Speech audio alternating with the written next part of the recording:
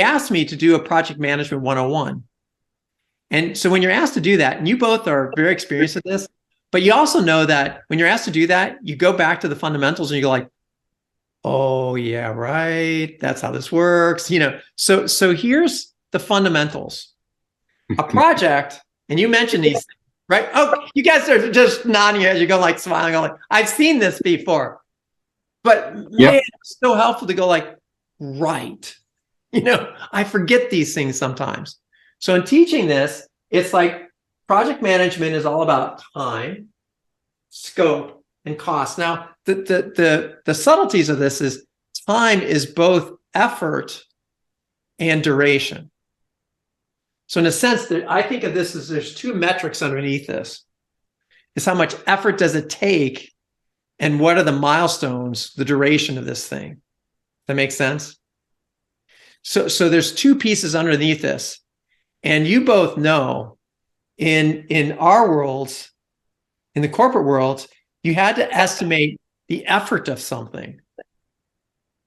In the entrepreneurial space, nobody talks about how much effort it takes. Like, let's launch this new thing. Yeah, baby, let's go. And then they're burnt out in a month and a half because they like, I didn't realize a monthly program took so much time to do.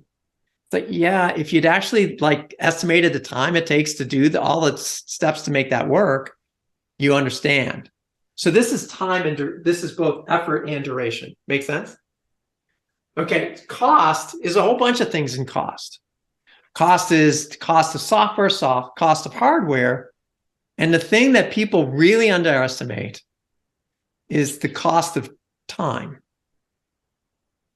Okay, so I throw my stuff at this. This is why it's good to have a project description for other things too, because when you put your time into here, we underestimate the cost of our time. And, how much are you charging for that?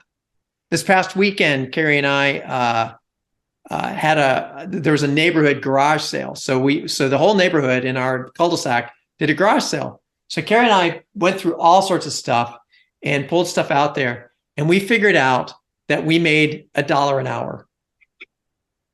That was going to be my guess. Right. Now, we were both like, at the end of it going like, but huge value because the neighborhood all came out, which was great, an intangible value. I taught 2 girls how to play jacks from across the street. That's an intangible value. And we cleaned out our house. So I actually look at like 80% of the value happened before the garage sale even started.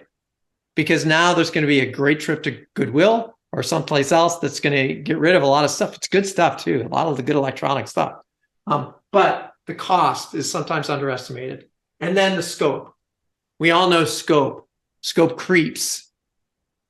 Okay. Now, when you look, this both from a corporate perspective, but also as an entrepreneur, it's like, great idea. And then these things just snowball into these big, massive things.